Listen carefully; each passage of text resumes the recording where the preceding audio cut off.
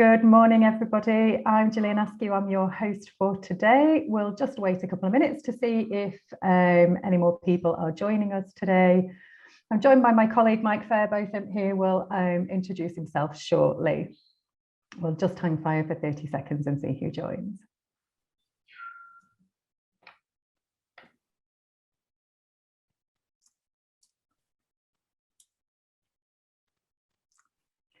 Okay, Mike, if you want to click onto the next screen for me, we'll kick off. Certainly. Thank you. So good morning, everybody. My name is Gillian Askew. I'm your host for today. I'm co-founder of Go for Growth. I'm joined by my colleague, Mike Fairbotham from Perigean Limited, who will do his introductions in just a second. Just a little bit of housekeeping before we get started today. So we are recording this session. We're recording in a couple of ways today, actually. So the full Zoom recording will be available to everybody, but we're also breaking the recording down into 5 or 6 key segments. So the key elements of Mike's presentation today, you will be able to tip into as a short video, which will be available also thereafter. We do have a Q&A function and a chat function today. Please do feel free to use them if you're joining us on the live webinar.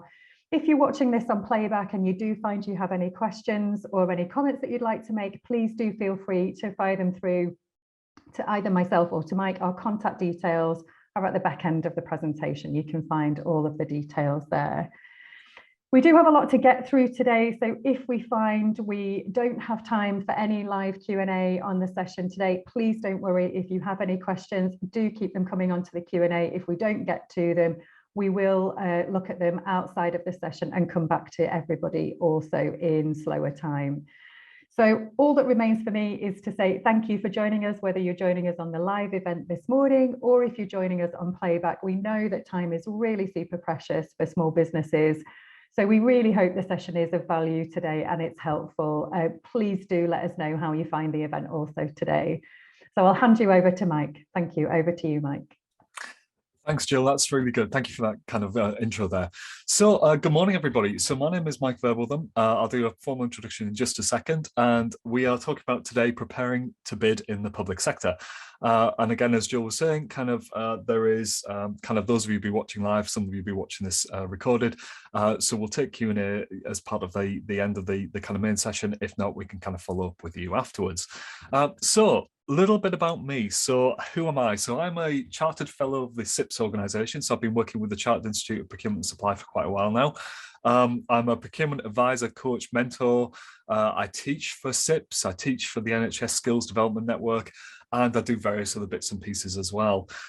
Something I've been doing fairly recently is moving more into this kind of what I'm describing as a kind of procurement translator role. So trying to really kind of help people who are on the edges of procurement, such as events like today, and people who need to engage into that public sector kind of procurement sort of bidding, tendering type process. I also like a bit of sustainability stuff, so I will kind of get on my soapbox on that from now and again. And if anybody does want to link with me, I'm a fairly active member on LinkedIn, so always happy to connect. I'm fairly easy to find. So as Jill said, we've got a lot of stuff to get through today, so I'm just going to kind of go through the main sort of points. This is what we're going to talk about. So these are the main sessions: how to navigate a competition, reading a specification, selection questionnaire and evaluation criteria, writing your bid, the feedback process, and the right of reply. And I generally run these things under a Chatham House rule kind of position, so obviously allowing me to share various things. And obviously I expect kind of confidentiality within the kind of group here today, but that's absolutely fine. We can cover that off as we go. So let's get into the first session. So the first thing to talk about here is how to navigate a competition. Okay, so we in the public sector, kind of our public sector procurement professionals, have a slightly different job to procurement professionals within the private sector, in that there is this whole kind of piece around kind of legal obligations. Okay, so being a public sector procurement professional has a certain kind of role with it and certain things that people have to do. And often that's when you find you get kind of some strange language, some strange questions, a lot of what we describe as kind of red tape around kind of dealing with the public sector. So actually kind of, I'll try and give you an idea here of kind of some of the obligations that public sector procurement professionals actually have to have. So I mentioned a few seconds ago there, this thing around legal obligations. So the public sector has a kind of, and regulated procurement has a kind of a need to be fair and transparent. And whether that's under PCR 2015, the Public Contract Regulations 2015, or whether it's under UCR 2016, the Utilities Contract Regulations, or the Concession Regulations, CCR 2016, or the Defence and Security Regulations, which is slightly different. Now, these things, there's lots of them, and they're very, very complex. These are big, thick documents with lots and lots of regulations in them. So you can imagine getting that right, getting those legal obligations, making sure that they stay on the right side of that line is of absolute paramount importance to the public sector. So that's why we, when we're bidding into the public sector, we often have to kind of jump through several hoops and things like that. And it feels very difficult and very sticky and really quite kind of hard to, like, you're wading through treacle. And that's because of the legal obligations is one of the reasons, one of the drivers behind that. Second thing is kind of, which often is a kind of counterbalance to this, is commercial obligations. Okay, so as well as kind of like ticking the legal box and getting a compliance kind of box ticked, the public sector also has to look after things like value for money, achieving best value for money. You know, so they're spending public money, their public purse, taxpayers, our money. Every one of us is contributing to this. So they've got to make sure they're getting the best value for that particular money. And we often describe that in terms of kind of like technical and quality and the balance between the two, and commercial and price and all those kind of bits and pieces. So again, it's something we can talk about in a bit more detail in a few minutes, but that commercial obligation can often be at odds with a legal obligation. And it might be, well, if you did this in a more commercial way, you would have got a better deal, but it wouldn't necessarily be compliant with the regulations. So when we're bidding into the public sector, that can sometimes feel a bit strange and a little bit kind of backwards, the way that's kind of done. Other things on there, ethical kind of obligations. So honesty, integrity, impartiality, and objectivity. Those are the civil service values, I think, from memory, but ultimately most kind of public sector regulated spend buying organizations will have some kind of code of conduct, some kind of ethical code, and actually kind of, again, not dissimilar to the private sector, but it's something that's very kind of key in the public sector that you'll kind of come across. And you might see that in some of the tender kind of invitations that you receive. And finally, policy obligations. So all organizations have policies. It's fairly kind of straightforward. The public sector has a lot of local policies. And if you're bidding into the National Health Service, they're often called Standing Financial Instructions, SFIs, and they will have a section of rules of what you can and what you can't do within that organization. And we might cover off things like sustainability, supporting SMEs, small to medium enterprises, hopefully something you should all kind of be very aware of. There is this drive within government and drive within the public sector to do more with SMEs.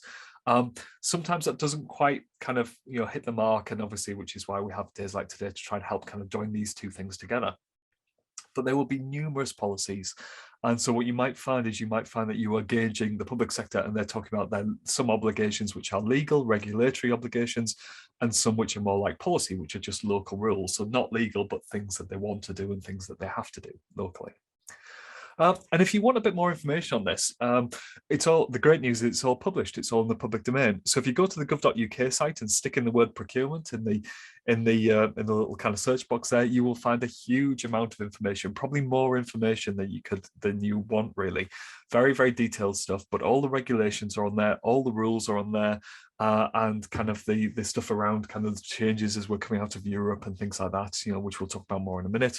And how kind of organizations should be operating. So lots of stuff on there, probably too much for most of you, but that's where this all goes. And actually kind of, if you're working within the public sector, your expectation would be to go there and get that information from there yourself.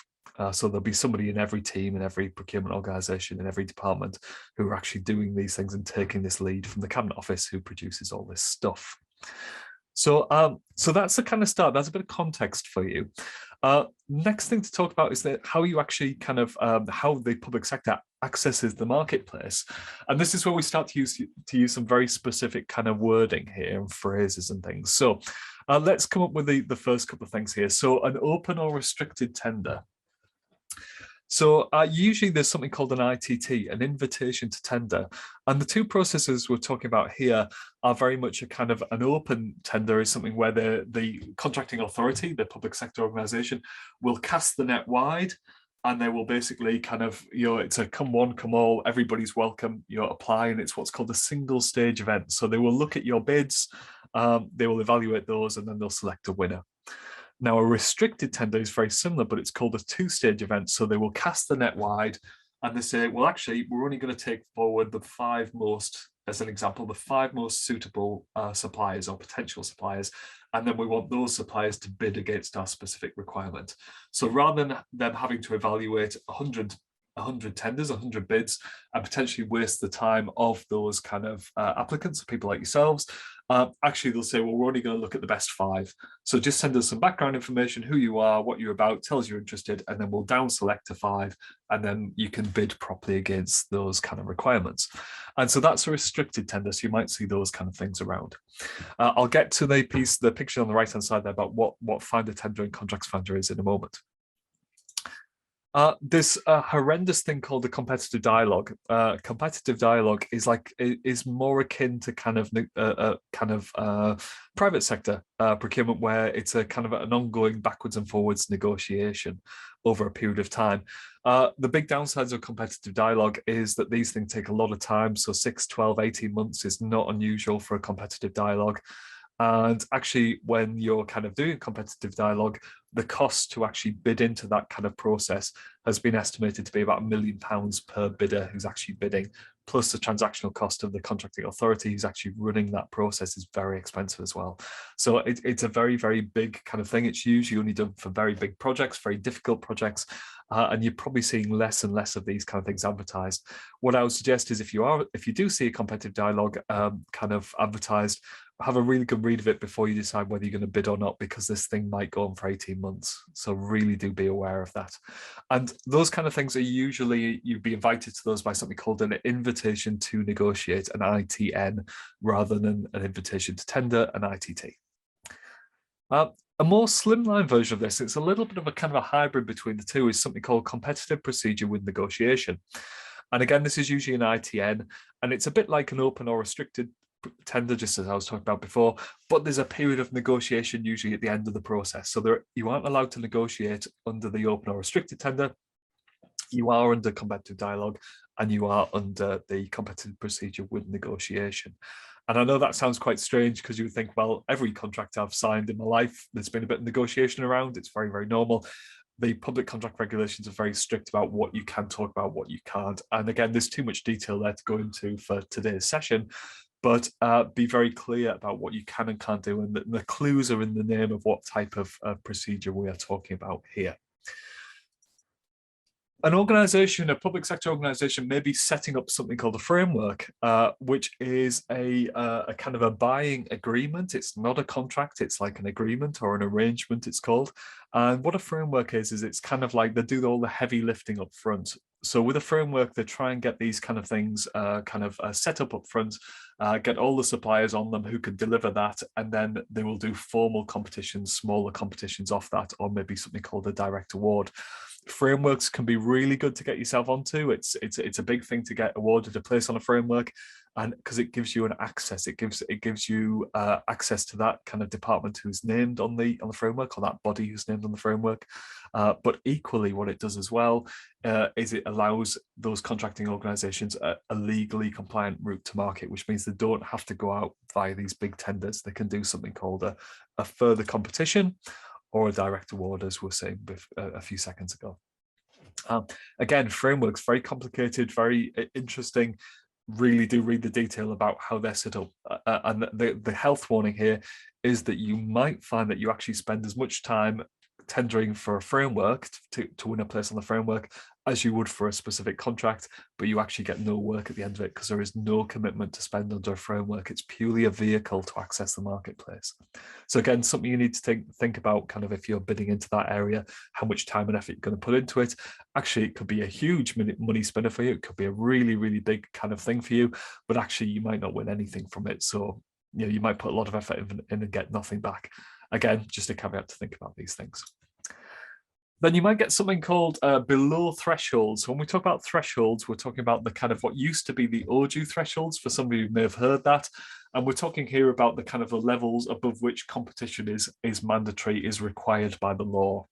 And here we're talking about thresholds like 112,000 and 120,000, 160,000. There's various different ones. Again, too many to go through on today, but you want to look for those kind of wordings around kind of threshold and above threshold or below threshold. Now, as a very kind of quick summary, you can see on the slides there's something called Find a Tender. Find a Tender is the portal for the high value stuff, the stuff that's above threshold. Generally speaking, Contracts Finder is the portal for the lower value stuff below threshold. And I'm being slightly woolly in here because we're in this kind of transition period where we've left the EU and the old ODU regs are kind of over here. The regs are still in place, but there's a number of changes around them. So we're in like a hybrid at the moment. And there is a new version of the regulations coming where they're going to squish together all of those 4 types of regulations I described earlier on, produce a new set of single regulations for dealing with the public sector. And that's going to have IT systems and portals and things like that associated with it. It may be very similar to what's there now. It may be quite different in some areas, and we don't know exactly what that's going to look like at the moment. So again, if you are above threshold, you can think about it's going to be a high value thing. If it's below threshold, it's going to be a low value, and you might just be doing something like what's called an RFQ, a request for quotation. An RFQ is generally below threshold. It can be low value, and we sometimes talk about getting 3 quotes. That's an RFQ. Give me a quote and I'm going to go with the cheapest. That kind of thing. Very less interested in your technical solution, more interested in the price. But again, there could be a technical element to it as well, depending on what the nature of the organization and what they're asking you for. So again, something to kind of look at there and something to think about. Now, there's this other weird and wonderful thing called grants, and that's entirely different. So grants aren't contracts. They're not covered by the procurement regulations. They are something different. So be careful when you're looking at things to see whether you're looking for something that is a grant or whether it's actually a kind of a proper procurement project, and we'll have a contract at the end of it. Grants is basically a contracting authority, a kind of an organization, a body is giving you money to do something for you, to do something for them, but it's not in the same way as it would be for a contract. So it's not a legally binding contract. It is something where effectively kind of you will be expected to do something for that money. So it might be, for example, I'm trying to think of some examples of this. It might be cleaning up an area of waste ground. It might be something where it's not, for example, going out to a professional cleaning company and doing a contract for it. It might be that actually kind of a government organization like DEFRA is trying to improve the local environment, so is giving grants out to small bodies and small companies and small kind of VCSEs and things, just to actually give them some money to help, to try and help promote something in that area, such as a cleaner, kind of safer living environment for everyone in the community, something along those lines. So it's usually a lot looser. Really, really interesting. In the last 10 years, this is where there is an overlap into procurement here. In the last 10 years, some government departments and some public sector bodies have been running their grants program as if they were doing procurements. So they are basically almost asking you to bid into that grant program, and then they will evaluate it as the same way they would evaluate a bid and then award on that basis. So again, not contracts in the same way we think of procurement, but sometimes following a very, very similar process. Very, very interesting about that kind of overlap. So again, just look for that word. If it's a grant, it will be very clear. We'll say it's a grant. So kind of you have something you can watch out for there. And the final point I just want to make here on this slide is just this point about a procurement cycle. So these things go round and round and round. Some of these things are going to be kind of like really quick. Some of them are going to be kind of like 3-year contracts, 1-year contracts, 10-year contracts, but they go round and round and round. So you will see, if you work in an industry for long enough, you'll see the same kind of contracts coming up again and again. Usually with different organizations, but sometimes in the same organization if they recompete every 3 to 5 years, which is not essential under the regulations, but it's something that most organizations will do, is do these kind of shorter term kind of contracts. Some quick stuff here about how to navigate a competition. So here are the things that you can do before, there are things you can do before a competition is launched. And really what we want to talk about here is this idea about being as prepared as possible. So they're going to ask you about your financial stability. They know they're probably going to ask you for references. Most portals now, most electronic portals for actually kind of tendering with the public sector, have a section on them where you can fill out all the selection questionnaire questions. So like, Who are you? What's your company's house number? What's your registered address? What are your insurance levels? All these kind of things, you can get these all in place up front.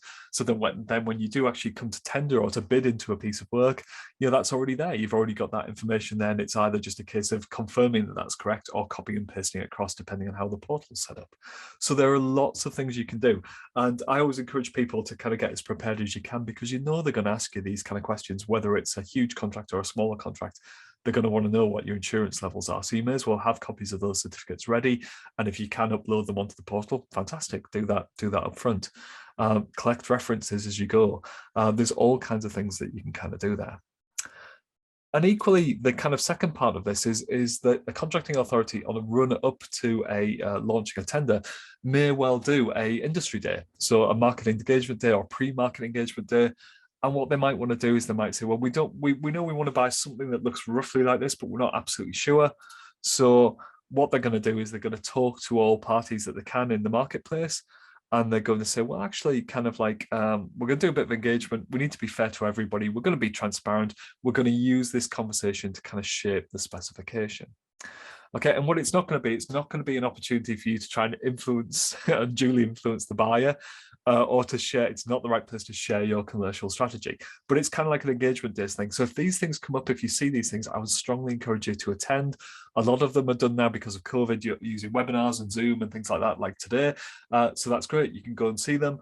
Equally, if you sign up for these, even if you can't make it, a bit like today, what organizations often do is make recordings available. So much easier than when it used to be a meeting in a physical room. Again, those things will happen as well still, but actually this is something I'm seeing a lot more of this over the last kind of 18 months, people doing these kind of things. Okay, so that's how to navigate the basics of a competition.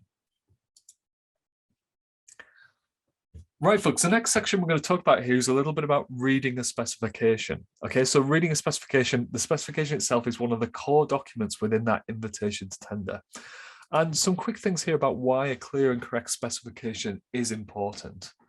So some highlights here. Again, very, very complex project, and something that we do is we spend entire days just discussing kind of specifications and requirements and things like that with kind of people who are bidding and also professional kind of buyers as well, because it's such a knotty topic. And if you get it wrong, it can be disastrous. Okay, so what we do is we tell the marketplace, specification tells the marketplace what the buyer needs. So you really need to read it and think, oh yeah, I can do this. It will provide the basis for the evaluation of bids. So again, really, really important there. You need to know kind of like what they are measuring you on, what are they evaluating on, and that will be intrinsically linked to the specification. It provides a key piece of audit evidence for the buyer to kind of prove why they bought what they bought. So again, spending public money, National Audit Office, various things like that, and it helps reduce the risk of buying the wrong thing. Now, I'm going to take a slight kind of diversion here. So one of the things I did in my career is I spent 10 years working for the Ministry of Defence, and lots of stuff in procurement and logistics there. And the picture that you can see on the screen there is a Chinook Mark III helicopter. I'm going to give you the edited highlights of this. And one of the reasons I'm going to give you the edited highlights is because all of this information is available in the public domain. Okay, so it's worth looking at this kind of stuff. So I'll give you the very quick version of what happened, what went wrong, and how the MOD bought the wrong thing, okay, which is what procurement professionals in the public sector are all trying to avoid. So the context here is back in kind of like this kind of, so around 2000, 2001, there was an operational pressure for more helicopters. People might remember that from the kind of newsreels and things like that at the time. More helicopters were needed over in the kind of Middle East. And 8 additional helicopters were delivered in 2001 for a cost of £259 million for the 8, which is that cheap? Is it expensive? Yeah, it's hard to tell. It's a lot of money, I can tell you that. Unfortunately, because we bought the wrong helicopters, the MOD bought the wrong helicopters, they weren't considered airworthy, so couldn't fly. And they couldn't fly in bad weather, they couldn't fly when it was cloudy, they couldn't fly at night. They couldn't fly if it was raining. So a very, very limited use, certainly in this country, in terms of kind of operational windows there. In 2004, in the National Audit Office report, then it was described as one of the worst examples of equipment procurement, which is kind of something that you don't really want to have on your CV as a procurement professional. In 2000, after that, they kind of started a fix program, but in 2007, the MOD changed their mind about how they wanted to rectify this problem and cancelled the fix program. And as of 2017, the fleet still hadn't flown operationally, and the estimated price tag to fix the mistakes up at that point was an additional 500 million on top of the 259 million that they'd already spent. So we're talking about best part of 760 million pounds here for 8 helicopters that still weren't flying in 2017. Now, my contacts in the mod tell me that they are flying as of this last year, which is good. So it's only taken them 20 years to put these things right. Now, the reason I mention this is, again, it's one of those things where it's, again, I've given you the link there. There's a couple of different reports from National Audit Office around this kind of thing. But ultimately, when there was a question asked of the chap who was in charge of this at the time, what went wrong? And he brought it back to the specification. And effectively, he said, the specification that they wrote was not appropriate. The requirements were at odds with each other. There was over 100 essential requirements, some of which the technology didn't exist to actually deliver those requirements. So it's really one of those things where actually getting the specification right is so important. And very quickly, this is how we kind of do that. So I do a lot of stuff with procurement professionals around this idea of defining your requirements. So describing the nature, scope, meaning, and boundaries. What actually is kind of getting that bit right at the top of the funnel, because then that sets us off on the right track for what we're going to buy. If we set off on the wrong thing, or with our scope too narrow or too broad, we're going to potentially buy the wrong thing. You then get into kind of sort of structuring and kind of classification, so kind of groupings of requirements. Prioritizing and stress testing. Again, this is this thing of making sure that actually kind of you're describing in the specification, or the kind of the procurement kind of organization is describing what's important to them, but also have stress tested the requirements. So for example, they're not asking for something that physically doesn't exist. Really, really important. And again, something that wasn't done with the helicopter procurement, which we just talked about a few minutes ago. Documenting and controlling. So you want to have some kind of change control process here to make sure that kind of you have version 1 of the spec, version 2, version 3, and therefore the right version goes out with the invitation to tender, and equally the right version is used when kind of measuring the responses against that kind of tender. Testing against bids, just as I described there, and then this idea of fulfillment, which is contract management and benefits tracking. And it's really this bottom bit that we're talking about here about the bidding process and contracting. So you won't see the top part of the funnel at all. That's going to be invisible to you.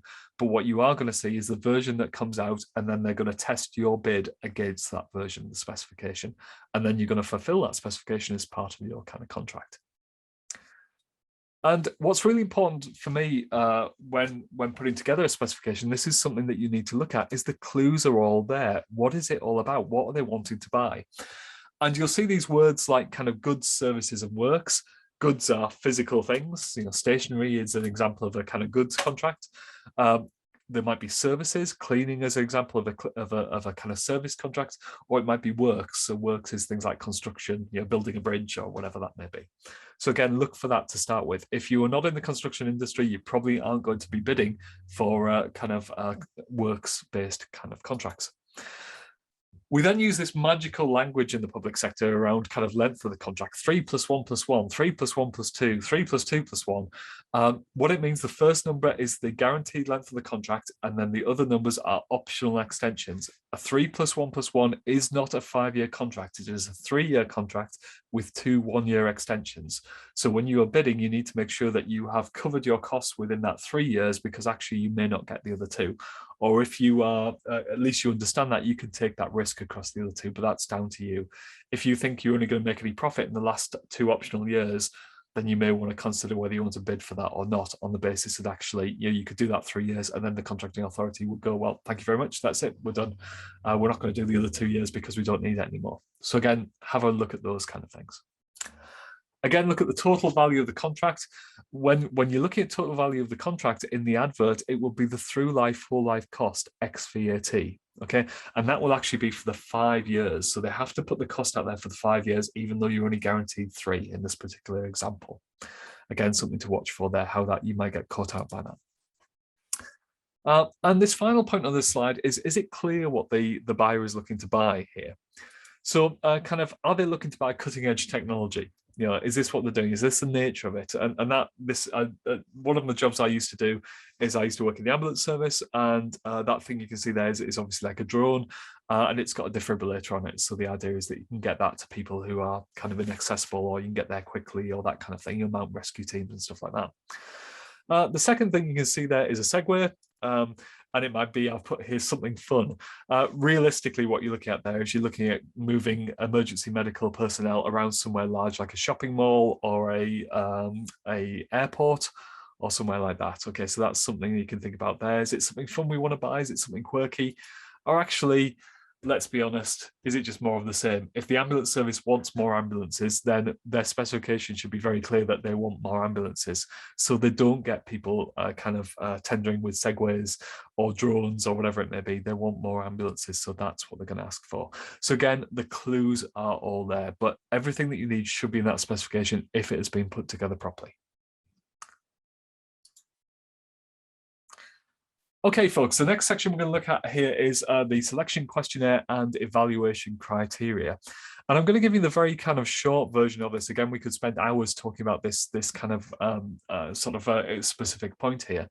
And the key points here to discuss is what is selection and what is evaluation. Now, I've alluded to this at the beginning of the presentation, and selection is talking about which bidders are going to be in the competition. So I mentioned about that kind of like that two-stage thing, didn't I? That restricted process. We select who's going to be in the competition, and then we ask them to tender. Okay, so selection criteria is backwards looking. Okay, so they look at your financial stability, your track record of delivery, all those kind of things. As I mentioned, all those things that you can prepare before you even decide that you want to bid for something. And there's a strange rule at the moment that basically says you can't re-examine this stuff at evaluation stage. So if they've asked you for references or they've asked you for your financial stability at selection stage, you pass that and you get through to the full competition, they can't ask you again about those points they asked you in selection.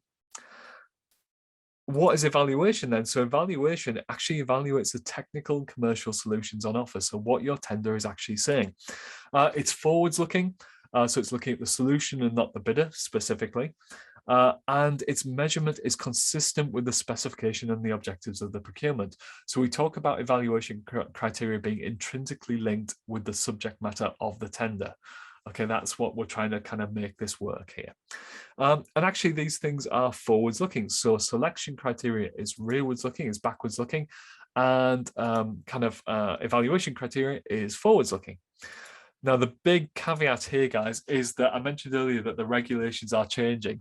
And what this means is this might all be different in the new version of the regulations. So this is where we are today and where we are probably going to be until maybe April, May time at the earliest next year, might be later depending on what happens with COVID and the winter period and those kind of things. So again, just kind of be aware of that kind of health warning there.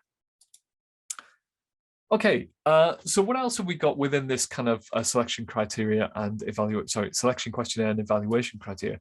So we have this other bit of weird language, this thing called meat. So apologies to the vegetarians and vegans out there.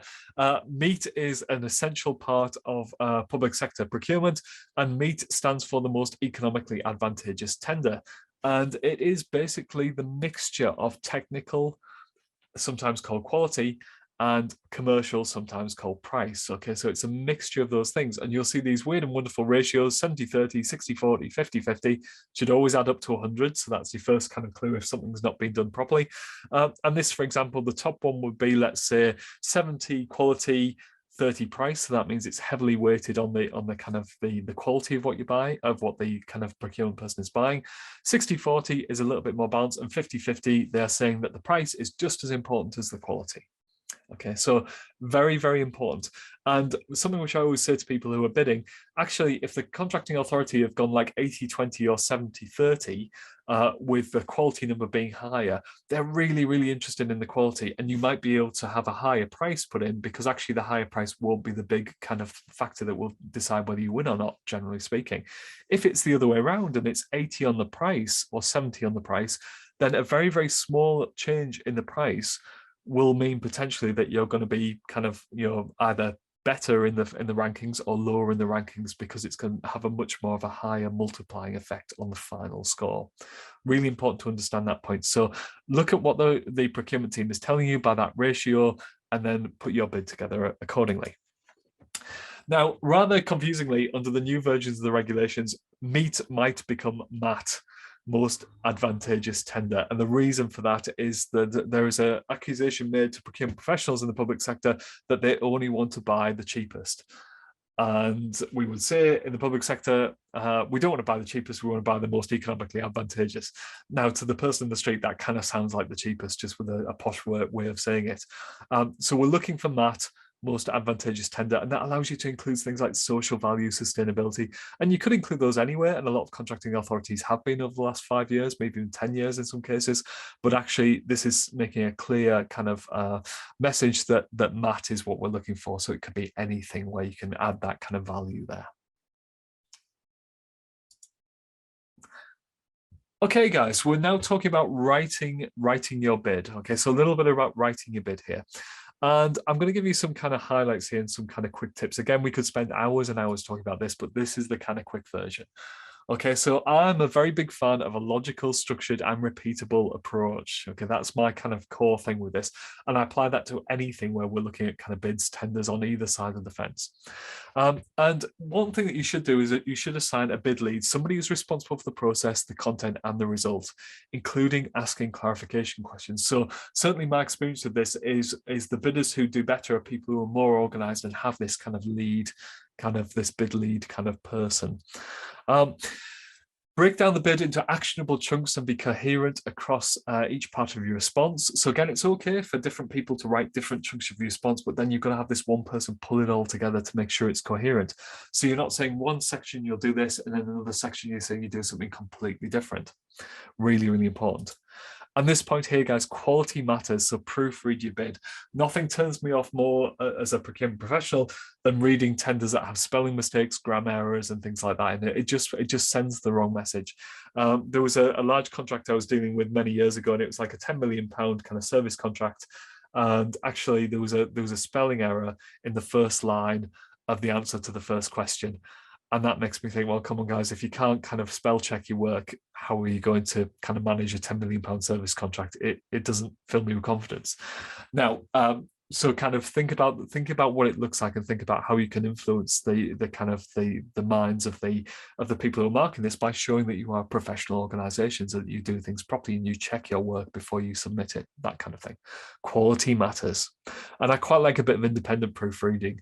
You know, give it to your friend, give it to your colleague, give it to somebody who hasn't been involved in the process within your organization. I often ask my partner to proofread things for me if I've written it, because I get word blind on something that I've written, and she'll pick out things which I maybe haven't seen. If you bid, you should actually be able to fulfill the specification and manage that contract in practice, okay? It's one of those things where you don't want to bid on a whim. Really important, guys, here. Don't bid on a whim, just for the sake of it. And you can use a bid writer, but this can be problematic. What do I mean by this? And okay, so let's look at some kind of common kind of bid issues, common problems here. So things which people often do. So missing out questions. Yeah, missing out questions, not answering the questions actually being asked. What we're talking about here is things like a bit like when you have a job interview, you don't know the answer to the question the person asks you, so you answer a question that you've already prepared for in your head, and it sounds brilliant. You might get away with that for an interview. You won't get away for it in a tender process, because you'll be marked either as non-compliant or you'll get a very, very low mark for that question. Another common thing, unattached attachments. We see a lot of this where they're literally, bidders are going to actually say, well, see attached plan, and then it isn't attached. And depending on how badly how bad the situation is, how quickly this is picked up by the contracting authority, you may not get the chance. They may not give you the chance to reattach that later on. Or they might say, kind of something like, we've noticed you've referred to an attachment that isn't there. We give you 1 hour to upload that. So that's not enough time for you to go away and write it, but it's enough time for you to actually find the right attachment and attach it back through the portal. And again, there's some very, very kind of clear regulations on that the public sector doesn't want to fall foul of. Exceeding word or page count, absolutely don't do this. You're wasting your own time. If it says a maximum of 500 words, any words over that will be either kind of struck out, or the system will not let you actually upload that. If it's like a 5 pages maximum and you put 7 pages in there, the contracting authority will literally tear off the back 2 pages, and that won't go forward to the evaluators. So you are wasting your time in doing that. And potentially, if you put any really important information in those last 2 pages, then actually that's not going to be seen by the markers. So you need to be really careful. One of my pet hates, don't include marketing bump. Don't just stick in a sales brochure, your glossy brochures. It won't get marked. It's not relevant. Don't include it. And then there's a kind of a point here about kind of bids which are too polished or not polished enough. So the too polished bid looks absolutely amazing, but there's no content in it, or it looks like it's been written by a very expensive bid writer, but there's no kind of real oomph there, or it doesn't really show that the person understands the topic. Equally not polished enough. The person has kind of not spent the time and effort to actually make sure this is a coherent bid, going back to what we talked about a few minutes ago. Now, something else that you need to be aware of is this idea about setting expectations that don't quite match your reality and your ability to deliver. So something which kind of I quite like is the best example of this that I can find, really. And there's other examples out there, is the pyramids of Giza in Egypt. Amazing place. I've been there many, many, many years ago. Probably not the safest part of the world to go to now, but a stunning kind of wonder of the world, really. And that's what we see. That's what you expect. That's what's on the postcards. That's what's on the website. Unfortunately, when you get there, it looks a little bit like this. So it's not kind of bright yellow against a kind of a beautiful blue sky. It's all a bit hazy. It's a bit dirty, and it looks like it's in the middle of a kind of housing estate and an industrial estate. And the reason for that is this is the reality. When you're able to pull back and look at it, the reality is actually it's right on the edge of a massive, massive urban conurbation. Okay, so, and if I'd known that before I went there, I wouldn't have been horrified when I got there and found, well, actually, I feel like I'm stood in a housing estate, kind of on the edge of one of this ancient kind of monuments, rather than my expectation, which is a top picture there, that it was going to be in the middle of the desert and there's camels and that kind of thing. It just isn't like that. Okay, so if you're thinking about your bid, you don't want it to look like this top picture up here. Yeah, okay. You may want to represent it better than the middle picture, but actually you should be honest with what you can deliver, and actually that aerial view saying, well, look, guys, this is what it is. You can represent things nicely, sell things in a really good light. That's absolutely fine, but don't try and pull the wool over the eyes of the evaluators, because then when you do go to deliver, your best case scenario, they're going to be a bit disappointed by what you have done. Worst case scenario, you might be kind of have your contract cancelled, and you might be taken to court for something called misrepresentation, which basically means you said it would do one thing and it doesn't, it does something completely different. So you need to be very careful around those pieces. So linked to that, some words and phrases to avoid in your bids. Okay, so avoid these words, please. These really wind up procurement professionals. Saying things are high quality, best practice, clean, lightweight, designed to meet the standard, user-friendly, and quick. All these things. Our IT system is really fast. It's quick. Our new kind of white clean surfaces are spotlessly clean. This is a lightweight laptop. This is a high quality training solution. All of these things. We designed this to meet the standard. Well, it's great that you designed it to meet the standard. Does it actually meet the standard? And this is what we're kind of looking at here. So high quality, how is this measured? To what standard? Best practice, who's best practice? Having worked in the medical side for a while, knowing that medical best practice varies between America, the EU, France, the UK, New Zealand, it all kind of varies. There are commonalities, but best practice is not generic. Clean to what standard? Parts per million, something like that. Lightweight to a human or an elephant. When I worked in defense, we used to talk about things like one-man lifts or two-man lifts, and then give an actual weight kind of associated with it. Designed to meet the standard, but does it? We talk about that. User-friendly to which generation of people? Are we talking about a mobile app here that kind of people are going to find are really, really good and really, really easy? But actually, if you're trying to engage with a much older demographic, or people with like dementia or something along those lines, actually, it's not going to be user-friendly at all. It's going to be extremely confusing and stressful for them. So actually, you need to find other ways of kind of contacting them. And quick to a cat or a snail, entirely subjective. This is all subjective stuff. If you put in a lot of subjective terms into your tenders, into your bids, you're not going to score well from them. You might get some clarification questions. You said it's clean. What do you mean? Other contracting authorities might go, well, actually, this is just nonsense. It's all subjective, and not answer the question and just give you a really low mark. So it's best to get this sorted out kind of beforehand. Okay, folks, we're going to talk now about the kind of feedback process. Okay, so the feedback process, kind of when you kind of win or don't win a kind of tendering kind of process. So here's the current process. So if the bids are unsuccessful, so all bidders get an award letter, usually called successful or unsuccessful bid, kind of letters. Occasionally you might see things called regret letters, which I don't really like the wording of, but it's kind of, they do exist in some organizations. So everybody gets a letter whether you win or not. There's usually a 10-day standstill period, which you might referred to as the Alcatel period, which is the old case law for where this came from. So basically, a contracting authority will announce the winner and give a 10-day standstill period to say, kind of you have 10 days for kind of right of reply, which we'll come on to in a minute. Unsuccessful letters give feedback relative to the winning bidder, so relative advantages and disadvantages. They scored X because, you scored Y because, this is the difference. And it's an extremely useful tool for you as bidders to improve your bids in the future and look for any errors in the evaluation process. So if you think something has been done incorrectly, this is really how you're going to kind of find out that's been done.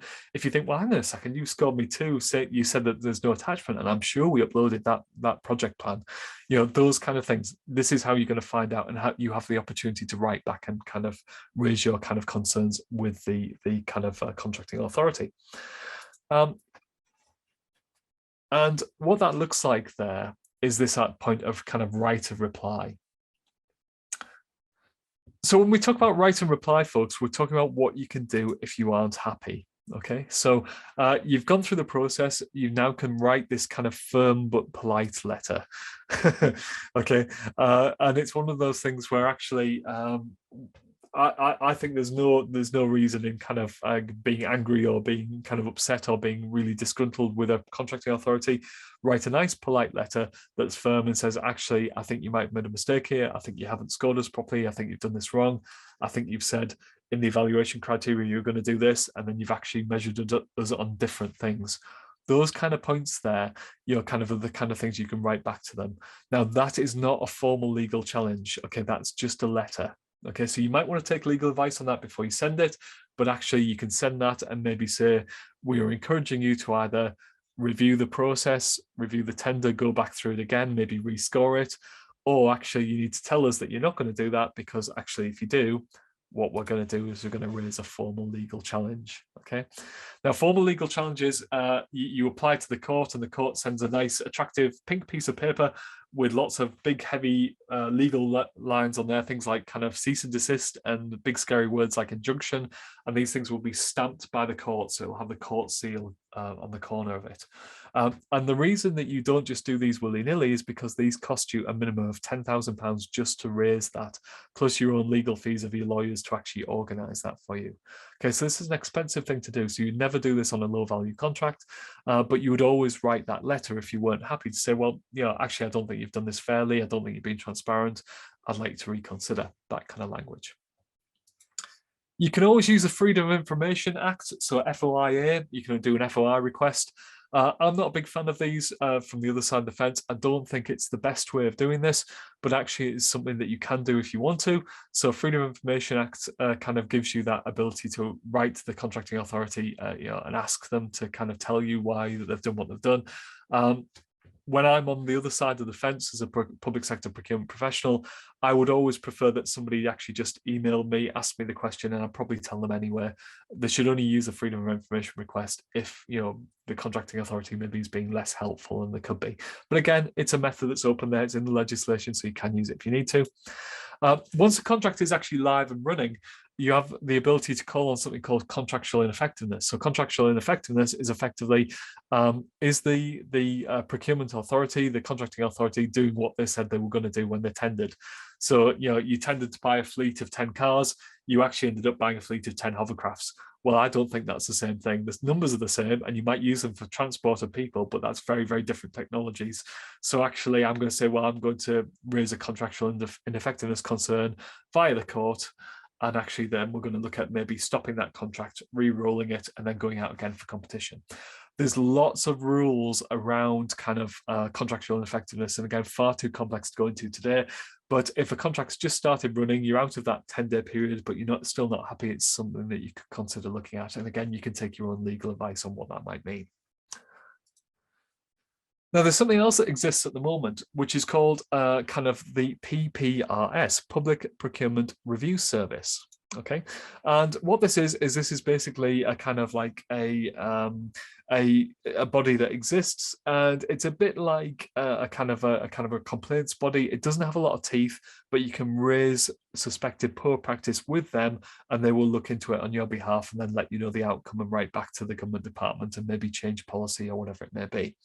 So these kind of things exist. Like I said, it doesn't have a lot of teeth at the moment, and I'm not aware personally of any really, really good kind of work that's come out of this in any of the procurements that I've been involved with. That's not to say they don't do anything, but that's to say my own experiences, I haven't seen a lot of action from this area. Now, with the legislation change, I would reckon this is something that is going to change. One of the things that they've been looking at as part of the consultation on the legislation is whether kind of organizations are going to have to are going to be able to kind of apply to somebody like an ombudsman, whether the court process is going to be scrapped and replaced by something else, whether it's all going to be kind of these people, the PPRS people, are going to be given teeth so they can actually do something about it. And I don't know what that's going to look like. So for the minute, be aware of what you can do with that right of reply, but then also expect that these things are probably going to change in the new version of the regulations, be that maybe around April, May next year, or maybe even a little bit later, depending on what happens with COVID and the kind of winter period. So folks, thank you for listening today. What we've covered today is these kind of topics here. So we talked about how to navigate a competition, reading a specification, selection questionnaire and evaluation criteria, writing your bid, the feedback process, and finally the right of reply there. So I hope that's been useful. We could spend, like say, a day on every one of these topics. So this is a very quick run through. I hope that's useful. And that was me. So I've been Mike Fairbotham. Thank you for listening. Thank you so much, Mike. That was really good. Can you hear me okay? Yeah, good. You got me. Yeah, thank you so much, Mike. That was really brilliant. Thank you for taking us through that. I know there is a ton of information. It was really comprehensive. We do have a few minutes and I have a few questions just to go through, if that's okay, before we move on to the next steps, if that's all right. Certainly. So if I could take us back to the beginning when you were talking about the different types of procurement process and tenders, and you were talking about the restricted process, and that's where the contracting authority will take people through selection, but they will only be inviting, say, the top 5, you said, I think in the example, through to actually tender. Does the contracting authority have to say upfront when they advertise the selection process how many they'll be taking through to tender? Yes, they do. It's really interesting. So the best and clearest way that they can do this is they will say, we will take through five bidders. That's what they'll say. Really, as again, sticking with that example, what you often see is language like, we will take through up to 5 bidders. Or between 5 and 10 or things like that. So sometimes that language is softener, and that's still okay with the regulations, but they're giving themselves a little bit of space there. So the regulations say that you need to be clear, but actually, again, certainly I've seen over the years that clarity sometimes gives the contracting authority a little bit of wiggle room, which is okay, because actually, if I had, let's say, if you were in the contracting authority and you've said up to 5. And actually you only receive 3, well, then you can only take through 3, so that's up to 5, so that ticks that box. But equally, if you said between 5 and 10, you want that minimum 5, but actually if you got, let's say, a 6 bid that was really, really good, or you only got 6 bids in total, then there'll be no reason to disqualify that one person. You want to bring them into the competition. So you hopefully, if it's done properly, your contracting authority will actually give you some really good clues around that about exactly what they're trying to do. And they'll also have left themselves a little bit of wiggle room that still meets the needs of the regulations. Brilliant. Thank you, Mike. That's really helpful, I think. Do you, and forgive me, you might not know, I don't know the answer to this. Do you happen to know what the split of competitions are between open to everybody or restricted? So just to give people some guidance. Yeah, I can give you a bit of history for it. I don't know for certain, but I can tell you where this has been. So okay. Back in about 2011, 2012, the Cabinet Office did a piece of work on this. And their findings were that the majority of contracting authorities, so central government, local government, and kind of NHS and people like that, were actually doing restricted as a default procedure. So everything that they were doing, or 90% of what they were doing, was all this restricted procedures. And one of the things that the government said is, the Cabinet Office said, is actually there's no reason to do that. You should do the most appropriate process for what you're buying. And so what they did is they did a kind of a sheep dip training program across all of central government to basically say this message and say, actually, you need to do a simple decision tree and say, do we think the market is huge? Do we think that we need to kind of clamp it down to 5 people? And if we don't, then we should do an open procedure as default. So going back to about kind of 2012, 2013, what a lot of central government departments did was they made the open procedure their default procedure as part of that. So going into when the regulations changed, the default became open.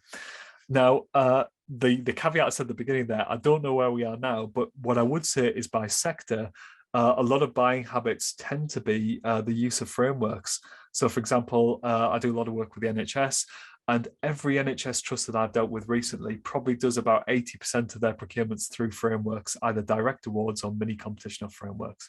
Now, again, that's just my perception rather than the hard and fast kind of survey, as it were. But actually, I think that's a lot of that comes down to the time it takes, because when somebody else has done the framework, they've done the heavy lifting for you. You can do a procedure that might have taken you 3 months in 2 or 3 weeks. And also it reduces the risk of legal challenge because it's already been through that legal kind of loop and has already been kind of completed via the regulations. So yeah, so I think if you were to ask me now, what do most people default to? My gut feel would be probably mini competitions or frameworks by volume. That's what most people I think are doing at the moment. Okay, and that's a nice segue actually into the next question, which is about a dynamic purchasing system, a DPS. And if in your opinion you're seeing DPSs becoming more popular to frameworks, and just for anybody who's listening, a dynamic procurement system or purchasing system acts a bit like a framework, but it's basically always open. So where a framework is let, and if you're on it, you're on it, and however long it's then out for, you can't join it. In a DPS, you can join all the time that it's open. And they typically, I think, like, correct me if I'm wrong, seem to be out for longer than a framework would be a dynamic purchasing system. Yeah. Are you seeing more of those come around in public procurement? Yeah, I think so. I think they just as you're saying there, Jill, one of the issues with kind of frameworks is, your users of the framework and the suppliers on the framework are fixed, and that's usually for 4 years. It can be extended under exceptional circumstances, but it's usually 4 years. And if you're in using that same word, a very dynamic marketplace, half of your suppliers might have gone bust in the first year, leaving you with a handful of kind of coverage. And if you're looking for, let's say, geographical area coverage, it might be that you now have gaps in your ability to deliver your services. So so this dynamic purchasing system model has become very popular. Certainly over the last 2 or 3 years, I've seen quite a few more of them. Because that allows you to just add suppliers as they go. So for the kind of people who are interested in bidding for these kind of things, when you see a DPS being advertised, you can join it when it's first advertised, or you can join it at any time during its life. That's absolutely fine. So you don't have to do it on day one. If you want to come back to it 6 months later when you've got more time to do your bid, you can then do those kind of things. And the contracting authority has to then actually kind of acknowledge back to you that you are on that framework within so many days. They've got a very short period of doing that. So if you meet the criteria, you're on, and they have to tell you that you're on. And then once you're on, you get the opportunity to bid for any competition that comes through that. So yeah, short answer, Jill, yes, I've seen more of those. And I think in the new version of the regulations, we're likely to see a hybrid model that's kind of like half a DPS and half a framework. And I certainly wait with bated breath to see what that looks like. Yeah, no, absolutely, me too. And final question, if that's okay. When we were talking about the specification, which I thought was really great to go through, if a business is reading this specification and thinking, actually, you're buying the wrong thing, that's not, either that technology doesn't exist yet, or that technology is archaic, that you're like, we're on version 27 plus now, and you should be using that because that's more cost effective. How could a business go back to a contracting authority when a competition's live to say, actually, I don't think this spec is right? Yeah, that's a really good point. And again, as a buyer, I would always rather somebody told me from the industry to say that doesn't work, or Oracle 10 hasn't been supported since 2012, or those kind of things. So there is a mechanism called a clarification question. So an electronic portal, all this stuff is generally done through electronic portals now, like Bravo, Jaeger, Intend, Due North, various different kind of versions of these. And actually, there's always an opportunity there for you to have a communications route. So any questions you have, any clarifications you need, you can ask through that route. Equally, if you see something you don't like, that's the way to tell them. That's the formal route of communication. And if they're a decent public sector buying organisation, they will take your concerns seriously and do something about it. Yeah, brilliant. Thank you so much. If you just want to click onto the next slide for me, Mike, that is great. I certainly can. Thank you. So thank you, Mike, so much for doing all that. That's such a huge amount of information. Hopefully everybody found it really useful. The next event that we've got in the Go for Growth series is dedicated to policy. So as Mike was saying, policy actually is one of those areas that you can really get onto the front foot in preparedness for a competition. So I'm delighted to be joined by the Director of Procurement for Lewisham and Greenwich NHS Foundation Trust, Chris Wagner. So he will be joining us. That's on the 16th of November at 11 AM. And the link is there if you would like to book it. And final slide, please, Mike. And there's just our contact details. If you have any questions, any comments, or if there's anything that you would like to see covered by the Go for Growth webinar series, please do let us know. Thank you for joining us. And Mike, thank you again for all of your hard work and that great information. It was brilliant. Thank you so much, everybody.